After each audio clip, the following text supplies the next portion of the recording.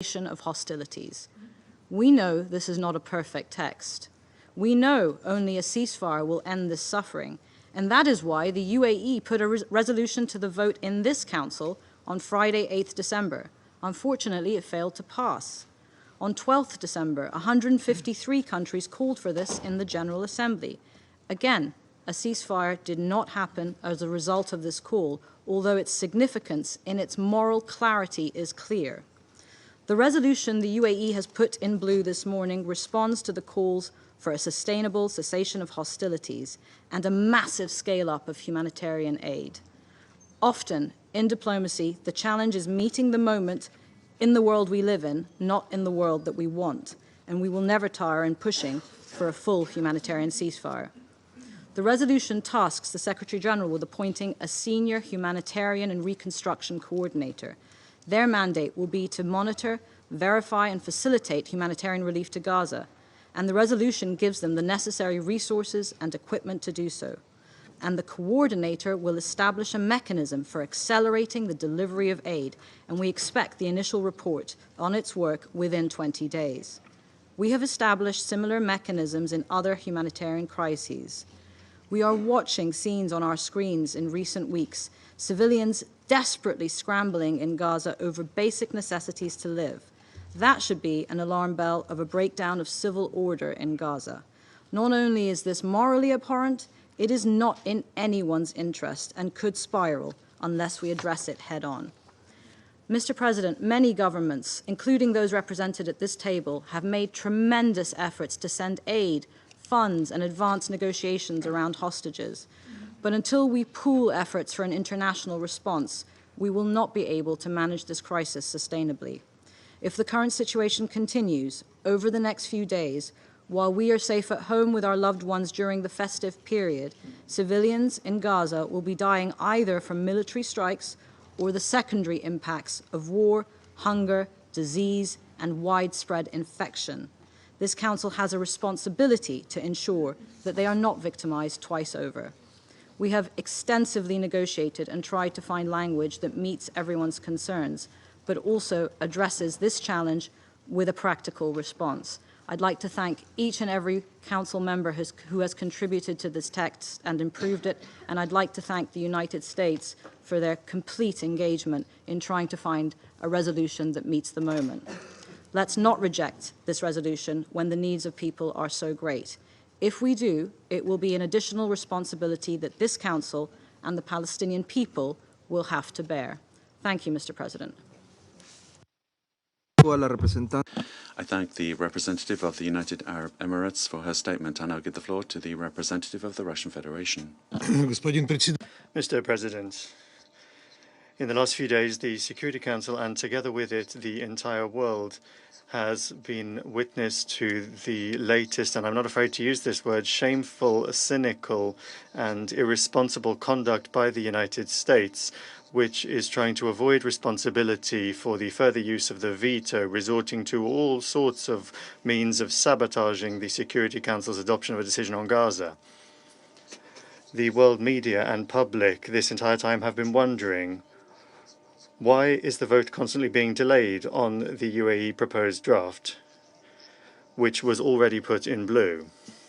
The answer is very simple. The United States, under various pretexts, has been dragging out the negotiating process, deviating from the normal, transparent negotiating work. Instead of this, they have resorted to their favored tactic of gross pressure, blackmail, and twisting arms so that at the last minute they'll be able to present the members of the Council with an ultimatum. Either the Council adopts a text that is convenient for Washington, or the United States will once again block the adoption of any product. The draft that is now being put to a vote was initially, in our view, entirely toothless.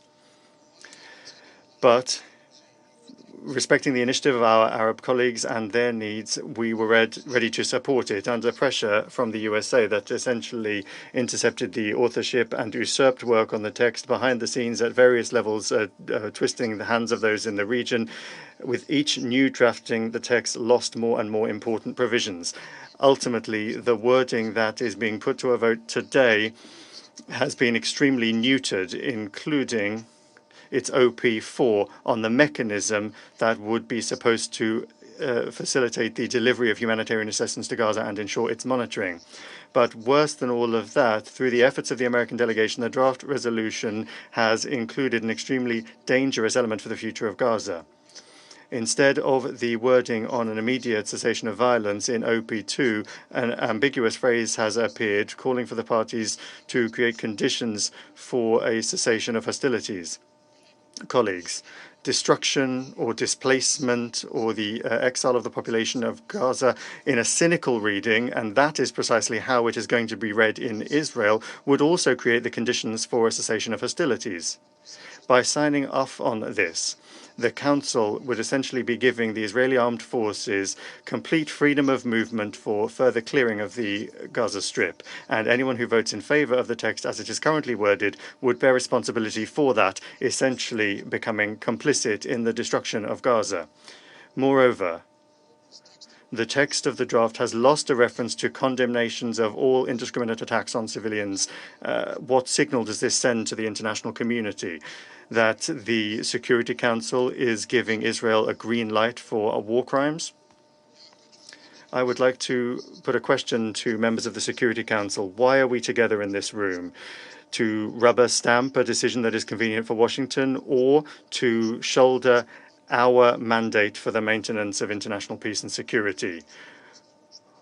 We still believe that we're here for the second, for the latter, in order to give the Council a chance to save face and to preserve its battered reputation over the last few days. We propose reverting to the wording from the initial draft in blue on cessation of violence. The Russian Federation proposed the following oral amendment to OP2.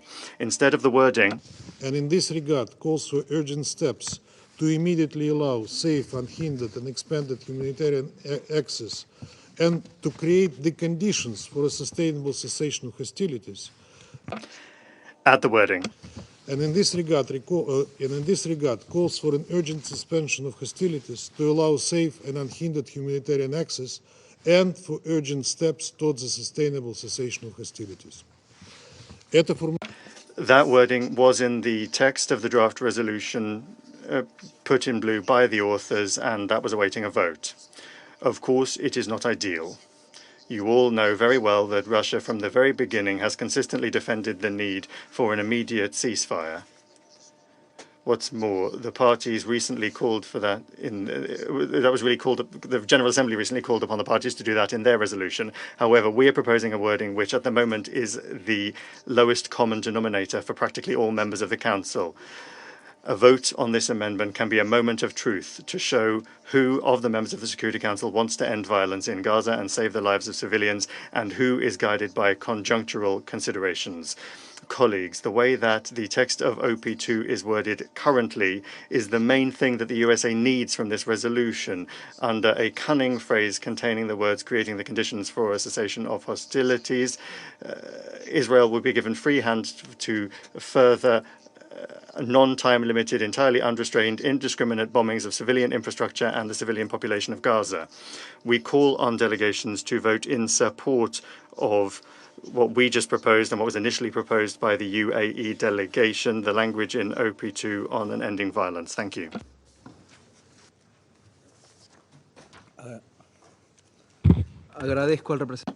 I thank the representative of the Russian Federation for his statement. The members of the Council have before them a draft amendment presented by the Russian Federation to the text of the draft resolution that we have in document S/2023/1029. Article 36 of the Provisional Rules of the Council provides for the following. When an amendment leads to an addition or a deletion from a draft resolution, that amendment should be submitted to voting first of all. And therefore, I have the intention to submit the draft amendment to the vote at the beginning. Who is in favor of the draft amendment, please raise your hand.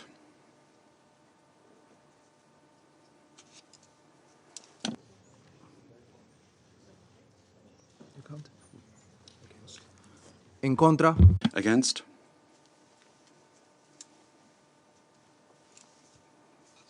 Abstentions?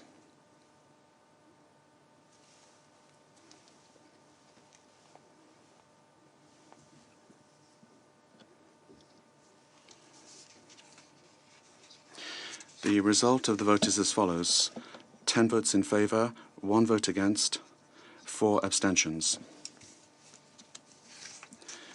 The draft amendment has not been approved given the veto of a permanent member of the Security Council. I now understand that the Council is prepared to vote on draft resolution S/2023/.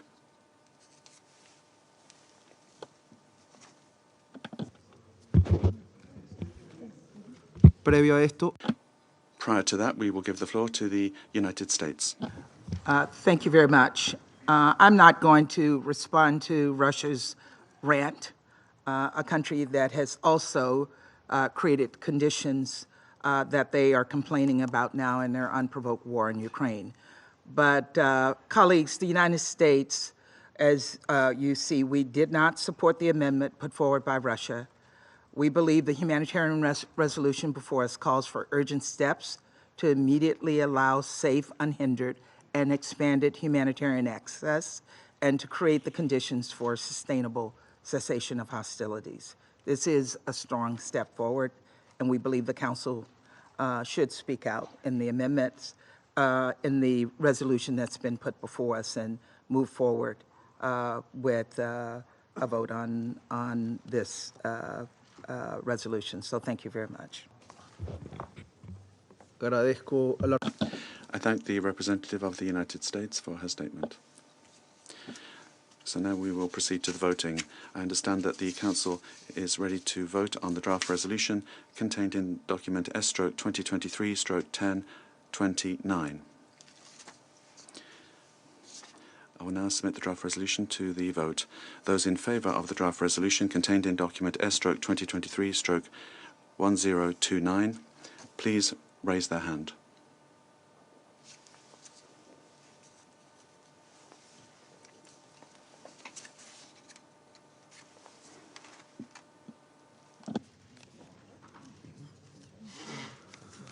En contra, Against? Abstentions?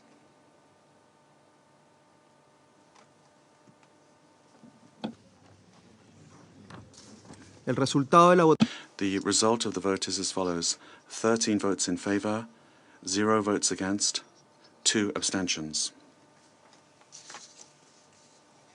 The draft resolution has been adopted as Resolution 2720. I will now give the floor to the members of the Council who would like to make a statement after the vote. I now give the floor to the representative of the United States. Thank you, Mr. President, and thank you, fellow Council colleagues. This was tough, but we got there. Since the start of this conflict, the United States has worked tirelessly to alleviate this humanitarian crisis, to get life-saving assistance into Gaza and to get hostages out of Gaza, to push for the protection of innocent civilians and humanitarian workers, and to work towards a lasting peace. Today's vote bolsters those efforts and lends support to our direct diplomacy. And I want to thank the UAE and others for working with us in good faith to craft a strong humanitarian-focused resolution. It took many days and many long nights of negotiating to get this right. But today, this Council provided a glimmer of hope amongst a sea of unimaginable suffering. Today, this Council called for urgent steps to immediately allow safe, unhindered, and expanded humanitarian access, and to create the conditions for a sustainable cessation of hostilities. I'll note that this is the first time this Council has used this language we believe is critical to scaling up aid and underscoring the tough steps ahead as we work together to achieve a lasting peace. Colleagues, today this Council made clear that addressing the humanitarian crisis in Gaza needs to remain at the forefront of our agenda. Today this Council made clear that all hostages must be released immediately and unconditionally, and that humanitarian groups must be able to access hostages, including for medical visits. Today this Council made clear that all parties must respect international humanitarian law. Today, this Council made clear that civilian and humanitarian facilities, including hospitals, medical facilities, schools, places of worship, and UN facilities, as well as humanitarian personnel and medical personnel, must be protected. This applies to all parties to this conflict.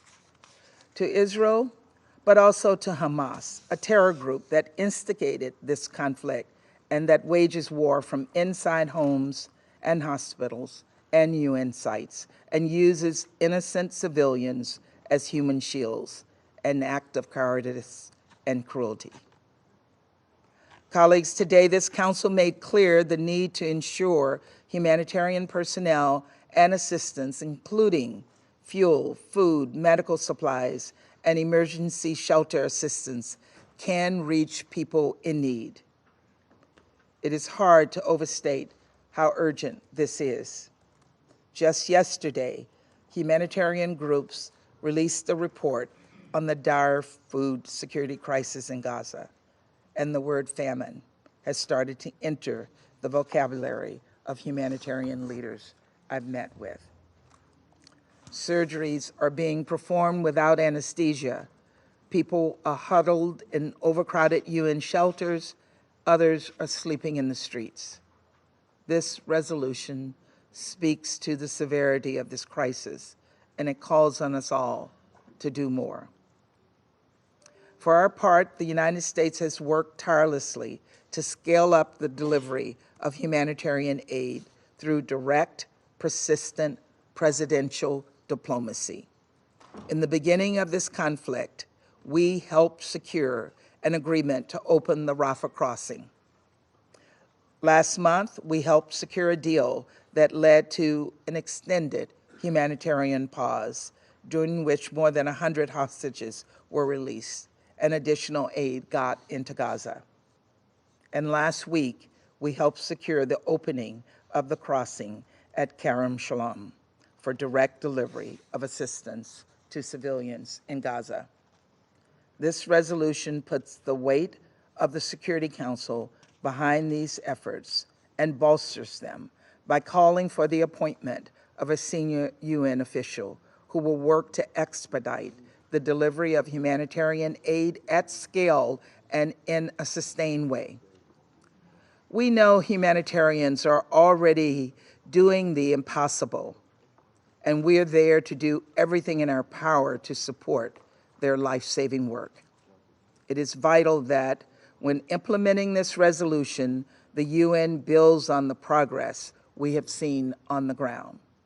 And we look forward to this new official working with humanitarian actors and relevant parties, including Israel. We know so much more needs to be done to address this humanitarian crisis and to lay the groundwork for a lasting peace.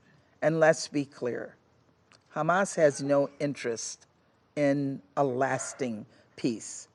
Hamas is determined to repeat the horrors of October 7th over and over and over again. And that is why the United States supports Israel's right to protect its people from acts of terror.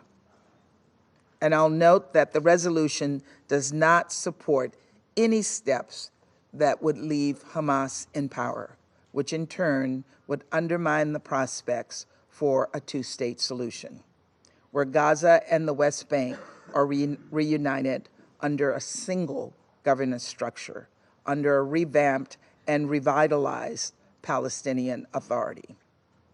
We must, colleagues, we must work towards a future where Israelis and Palestinians live side by side in peace. This is the only way forward. Ultimately, while we are encouraged that the Council spoke out on this humanitarian crisis, we're deeply disappointed, appalled actually, that once again, the Council was not able to condemn Hamas's horrific terrorist attack on October 7th. And I can't understand why some Council members are standing in the way and why they refuse to condemn these evils unequivocally.